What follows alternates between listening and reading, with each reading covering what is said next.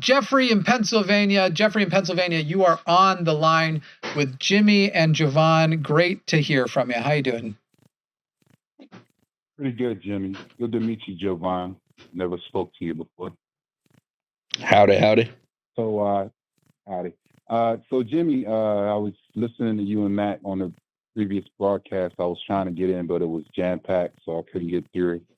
Sure. But man, I've been listening to so much atheist content over the years that I'm kind of jaded at this point. And then even in watching that show with you guys just previously, I'm jaded, but I'm still hopeful. I remain hopeful on a lot of things. That's just part of my faith. But anyway, so my question to you is, with regard to faith, do you believe, Jimmy, that faith is a choice? Faith, well, I would go with I don't believe belief is a choice. It doesn't mean that beliefs can't be changed. But belief is just a state of mind. You either are or aren't convinced of something. And so, I have whatever my values are and wherever they came from. When you give to me a proposition, I'm not choosing whether to believe it, but I may choose to scrutinize it more. I can make choices around it in as much as we choose to do anything. But no, I don't believe belief is a choice. If you say, do I believe faith is a choice? Faith is probably just a word that mostly means a kind of belief. However, that doesn't mean I don't think we can't.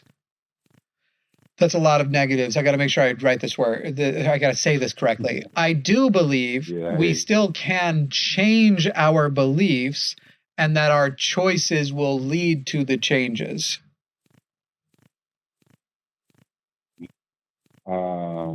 Yeah, that was one of the things I wanted to ask Matt, because I know he says beliefs. He thinks it's he kind of thinks it's passive. What we believe, if we're convinced of something, then we believe it.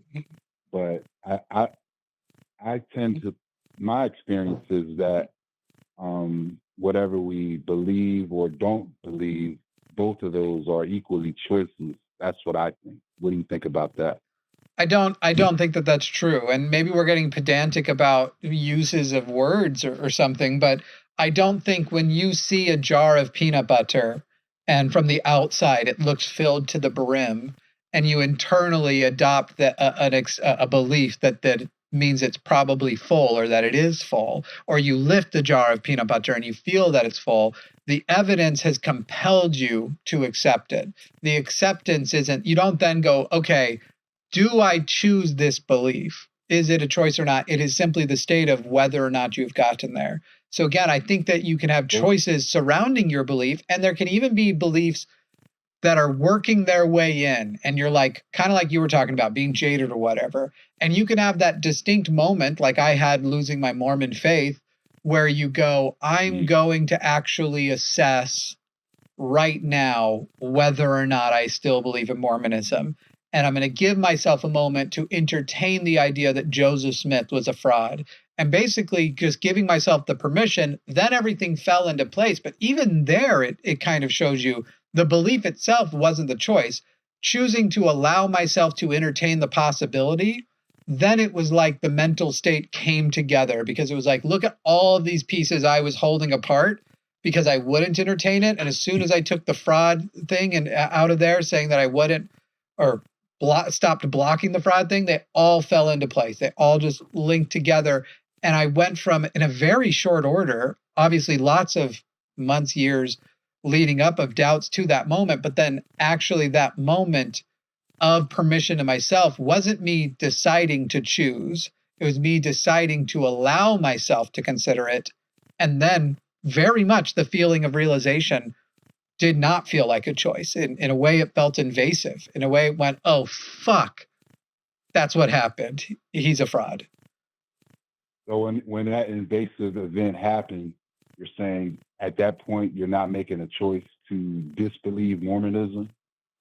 No, quite the opposite. I think that that choice came in opposition to what my inner heart's desires were, because the acknowledgement and the realization that it was untrue came with it a tremendous amount of dread, recognizing the problems I was going to now have with my family, the friends I was going to end up losing. I didn't want to lose my faith. And by the way, part of the reason I didn't want to lose my faith is that Mormon faith, if you have a white penis, you're basically Link from Zelda. Okay, you are basically like the man.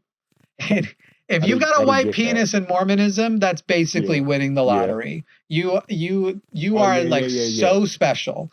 And so that's the other thing I wanted to ask you, Jimmy. There's something I wanted to ask you.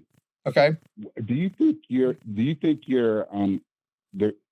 I believe that we kind of take on racism.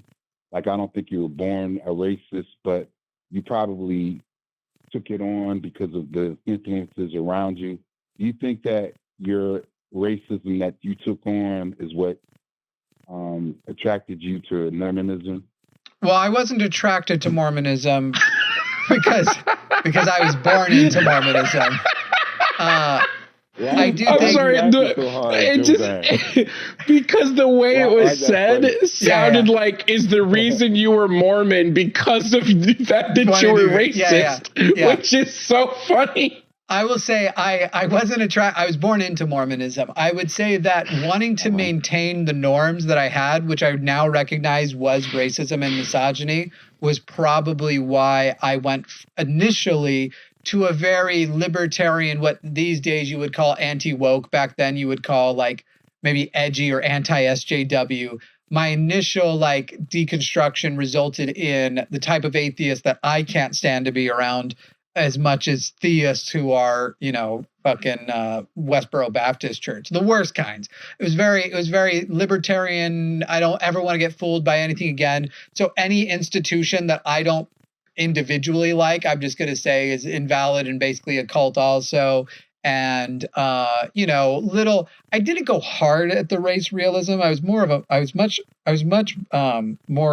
a more competent misogynist than I was racist, but there was little bits of racism in there.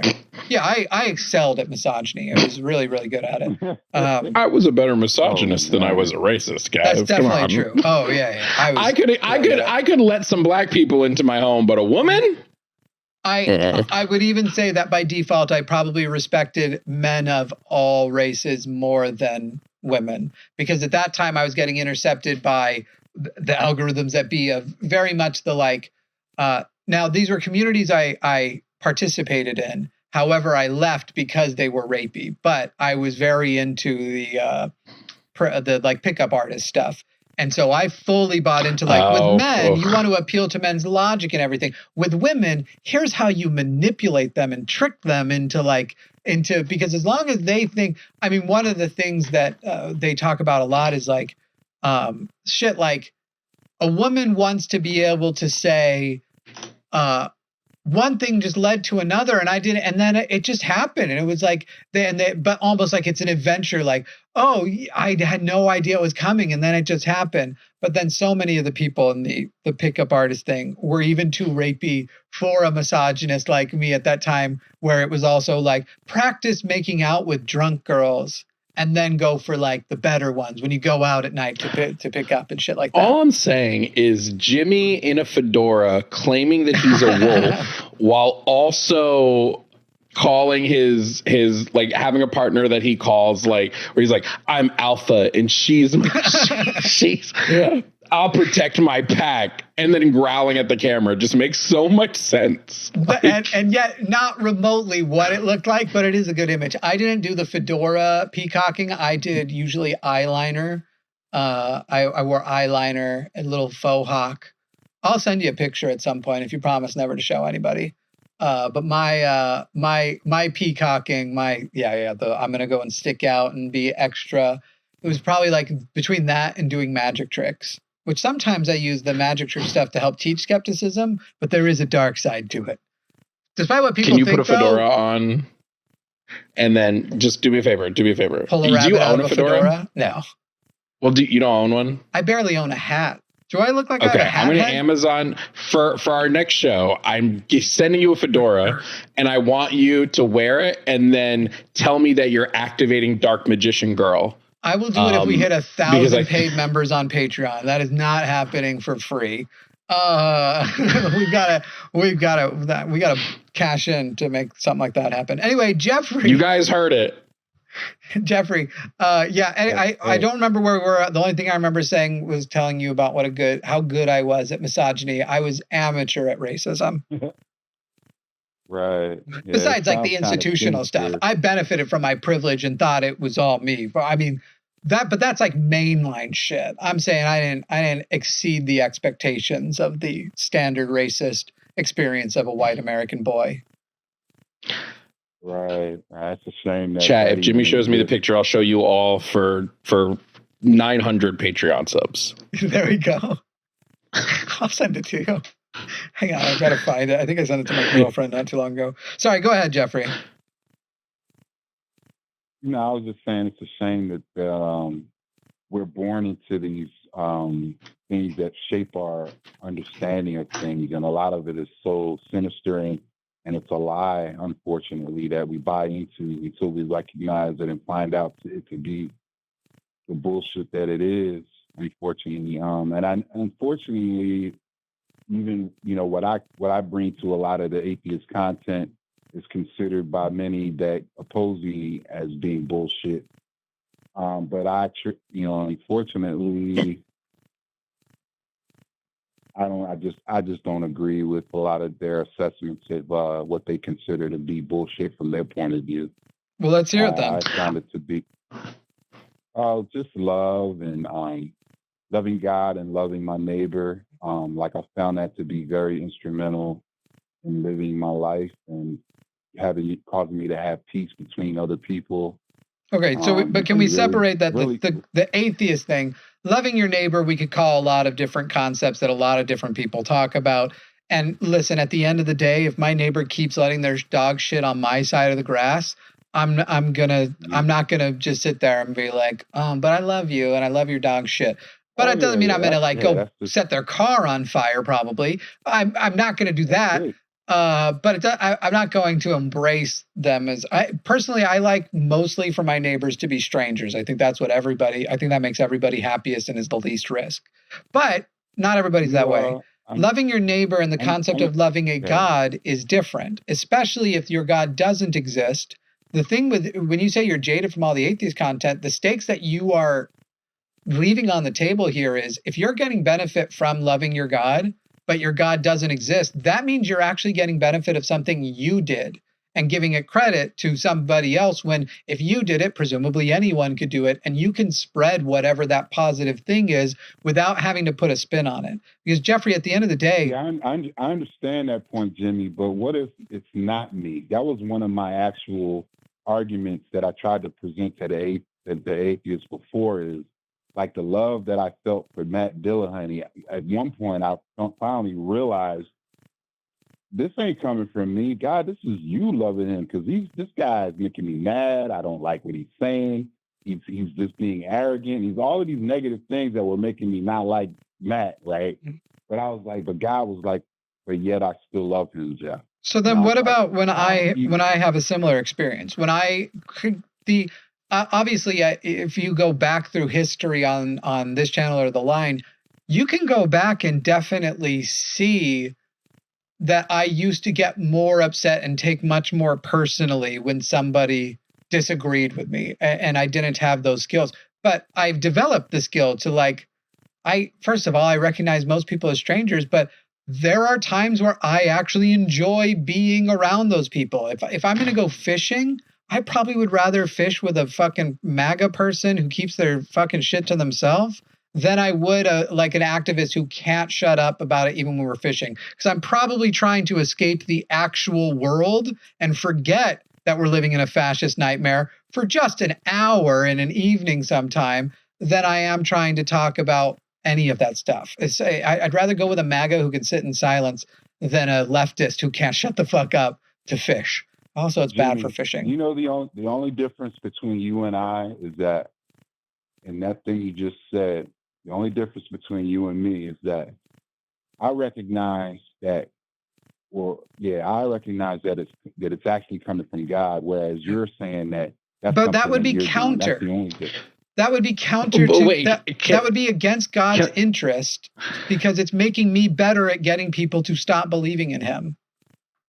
I'm also just confused. Like, how do you what are you classifying as love? You're like, well, I love Matt, and I don't, but he makes me so mad. How do you know you love? Like, what? How are you quantifying love in this regard? Well, there's this. I guess part of it is a feeling that you get. Like when, like, say you're done, like you and Jimmy, maybe you guys are squabbling or whatever, and you're like, I can't even talk to this guy anymore. But then as you're walking away, somebody comes up to you and says, you know what, this, that, or the other, maybe you should give him another chance. Like, I felt like I've experienced that situation where this other person, this is God. I don't think that's what he's asking. He's God. asking you, how do you assign that to God when clearly we can have those feelings about each other? Do you know how mad I was last week when Jovan thought apples came in bunches? That's a joke, but we completely don't care about we don't care.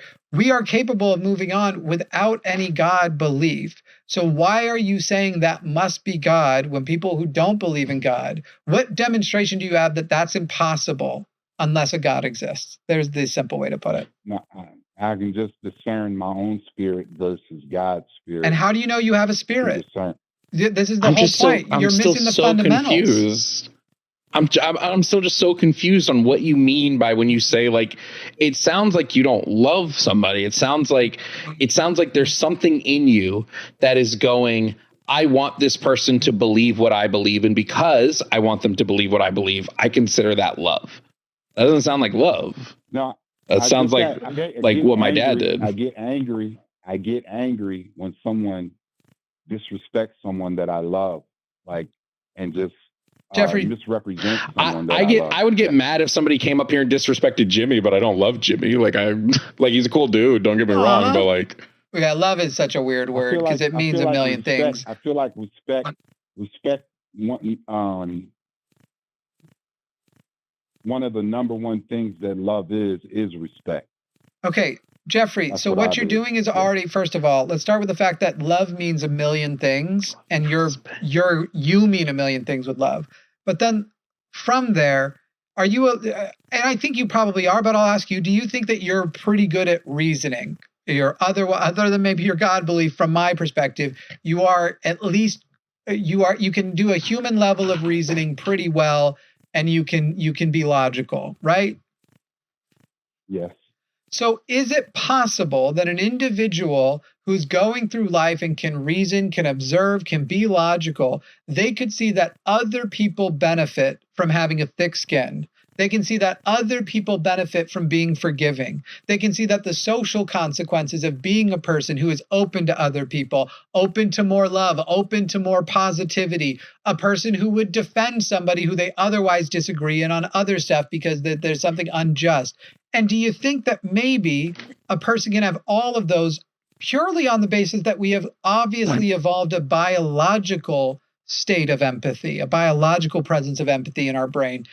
Even if you believed that, I'm trying to think about like how to put it, that like an atheist, that stuff comes from God, I don't think you can argue that a person who is just being pragmatic would go, okay, even if I don't feel that way, I can see that it's a bad idea to hurt people and it's a good idea to uplift people. I can see that there are social consequences and social rewards from living one way versus another way. And it seems like the argument that you're trying to make here is fundamental to a lot of Christians and their argument of like all the good their Christian belief does. And if they weren't a Christian, well, what would stop them from raping and murdering? And then we go and we check the prisons and it's full of a bunch of Christian rapists and murderers, not a lot of atheist ones, not a lot of secular ones. And it turns out that being a rapist and a murderer has much more to do with, first of all, probably abuse and things about your life prior to that than it has to do with whether or not you believe in God. And I'm even saying that despite the fact that I could take that data and go, Therefore, theists are more likely to rape and murder. I could try and make a correlation equals causation argument. I think there is a reason why atheists are less represented in there. But I think that I think it's because the abuse that results in rape and murder is institutionalized by Christianity, and atheists don't participate in those institutions, hopefully. So I think it actually has far more to do with that than it being like you're more likely to be a theist, therefore you're more likely to be a murderer because of your brain kind of thing. Anyway, sorry, the question was, could a person pragmatically look out and say, oh, a person has a better life, social consequences or social rewards by being the type of person you're describing without ever having to think about whether a God exists? No, the answer is no. This is of course, from my point of view. What I've discovered is that wait, Jeffrey, no, you don't get to blow past that. So you're saying that even if you don't believe a God exists, there is nothing that it could appeal to you to be a good person.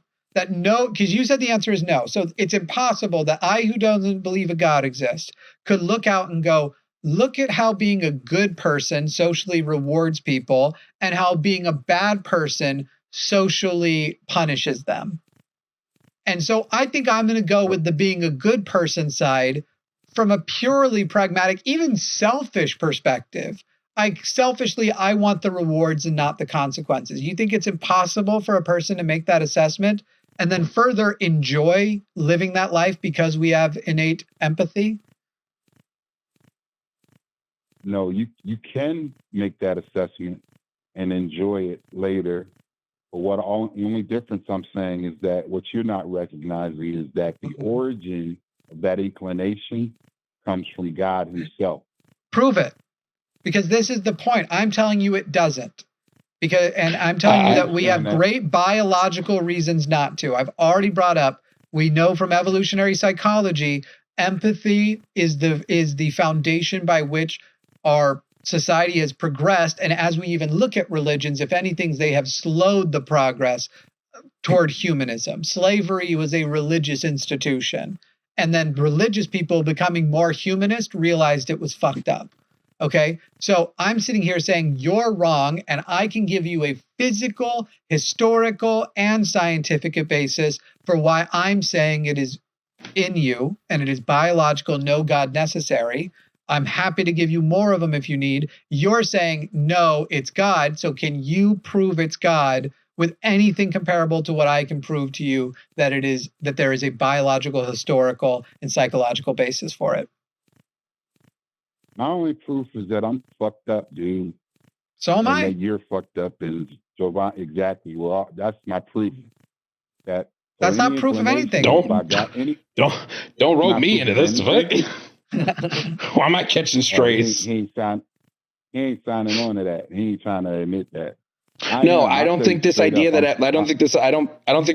people are like so many people are fucked. I think there are people who they're fucked up, right? Like there are people who are just good people, like, right? I won't claim that I'm like this. I'm like name you when I don't know every person on the planet. What makes someone a bad person, Jeffrey? When we do wrong to each other, when we're cruel to one another. What do we classify as wrong?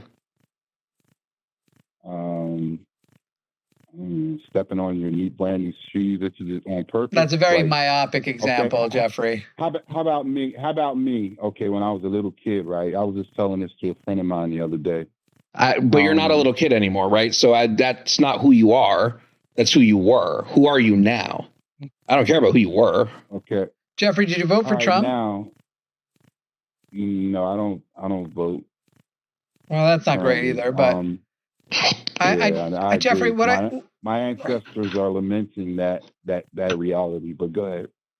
I mean, ultimately, a lot of the stuff you're saying is subjective, but we've kind of blown past what you said, which was your proof is that you're fucked up. Why does a God need to exist for you to be fucked up or for me to be fucked up? Why does a God? You said that was your proof. So it would mean God can only exist if I am fucked up. If that is a proof God exists, That's how you would put that together. So now you would need the because. That's not following, Jimmy. That's not following from what I said. It I'm is. not getting you I right asked now. you what your proof was, and you said my proof is I'm fucked up. You're fucked up. You said Jovan's fucked up. He contended. I'm definitely fucked up, right? I've got fucked up shit going on and intrusive thoughts all the time. I'll take on the burden of being fucked up. But why is that proof that God exists and that's where good comes from? Because when I'm recognizing my effed upness, right, and then all of a sudden I get this impulsion or inclination against the fucked upness, right, and actually try again. In other words, in that example I gave, like if I was like when I shut down Matt, and I was just like, this dude is a, whatever I said, and then the guy was like, persevere, go back, No, Jeffrey, Jeffrey, you just described a conscience. Right. What is the thing they tell you in therapy is the first step to solving your fuck upness?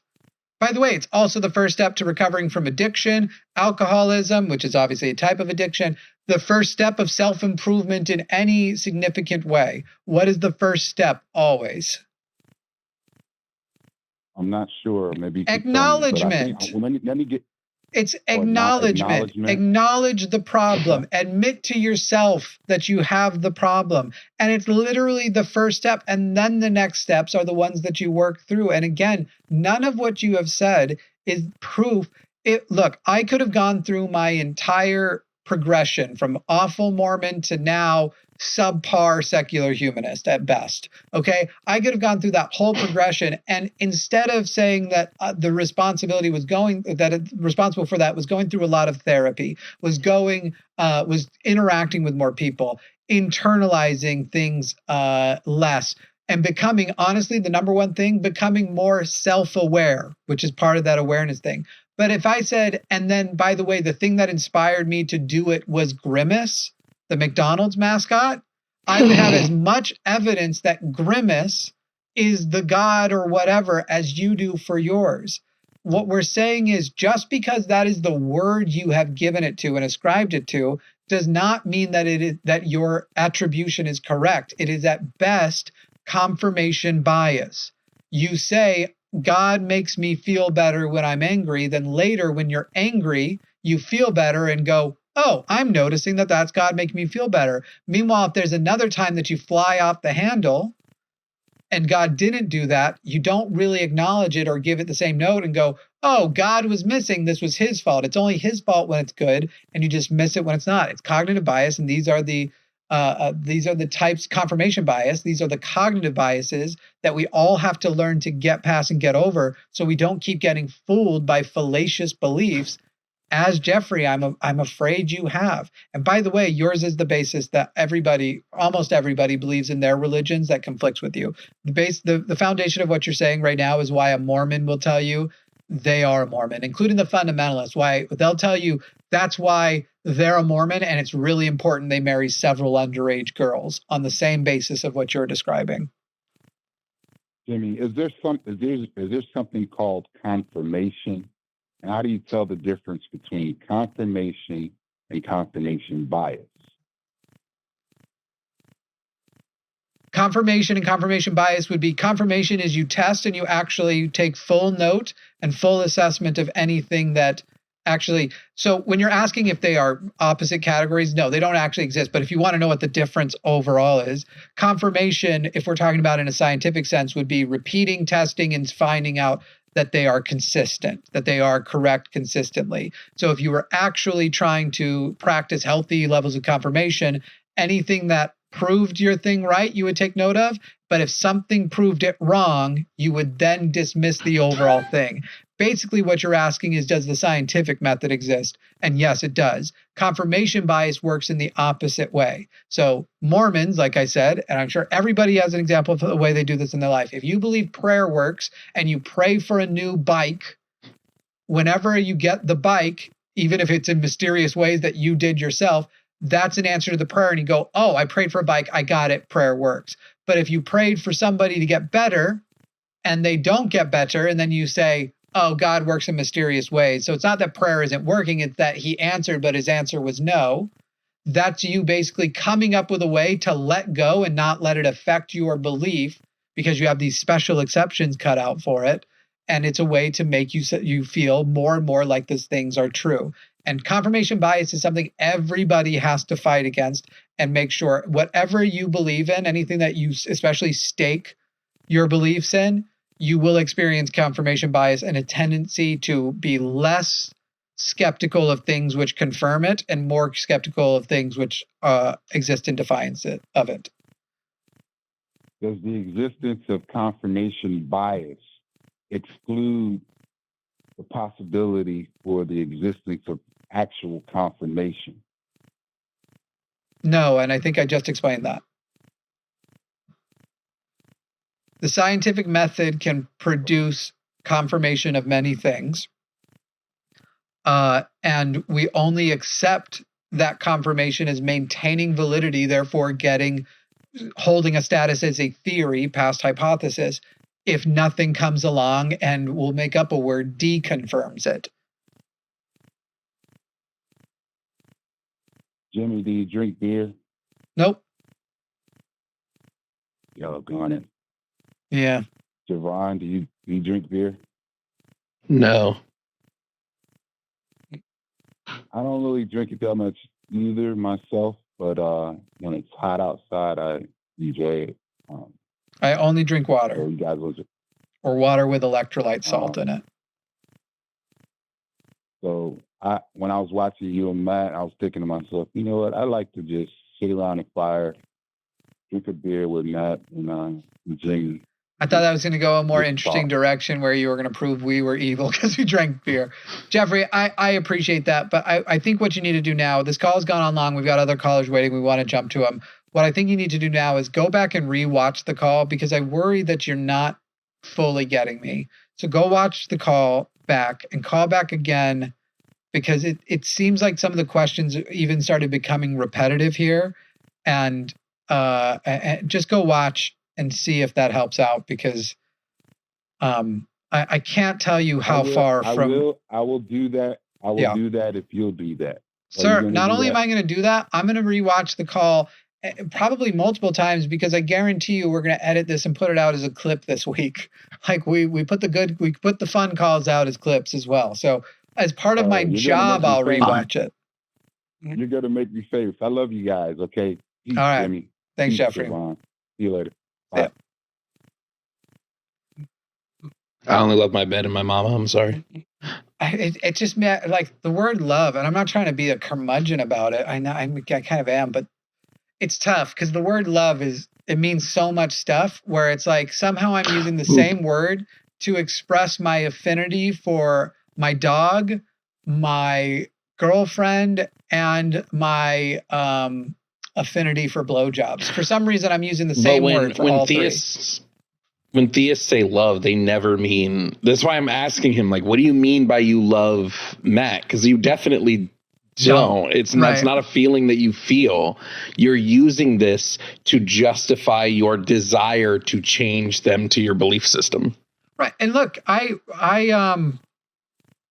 there are clear lines of people who I have a much easier time identifying clearly where my line of hatred is and who's definitely on the list of people I hate, right? True. Than I do on like, there's lots of people I can tell you I definitely love. Again, my partner. I definitely love my partner.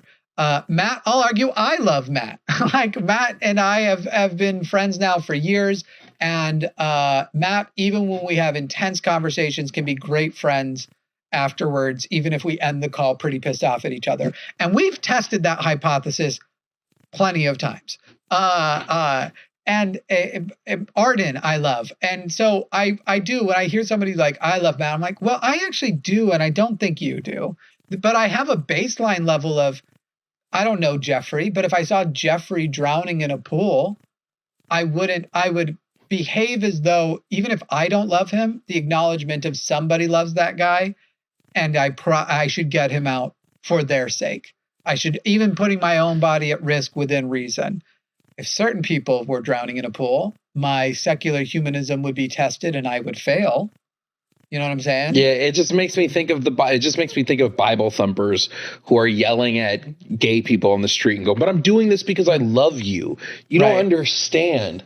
I love you and want to save you from eternal damnation." No, you're virtue. You're doing it to make yourself feel better. You think that this makes you a good person. So the reason you're doing it is some selfish reason in that you want to like feel morally superior. It's just sort of our Father nonsense. loves you more than anyone could even conceive of loving you, and I just need to convince you of that to protect you from what he's going to do to you if you don't accept it. Ooh, what's he gonna do to me? Yeah, Oh my God. Is that a promise? Dear Heavenly Daddy,